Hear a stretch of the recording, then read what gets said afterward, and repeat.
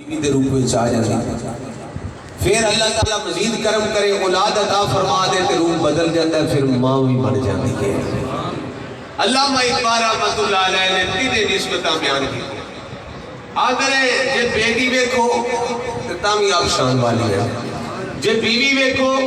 تامی شان والیاں نے تے جے ماں ویکھو تے تامی شان والیاں ہیں۔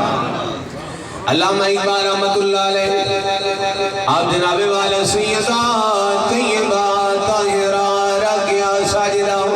سیدہ فاطمہ الزہرا دی پہلی نسبت بیان کر دے رہے آپ فرماتے رہے نور چشم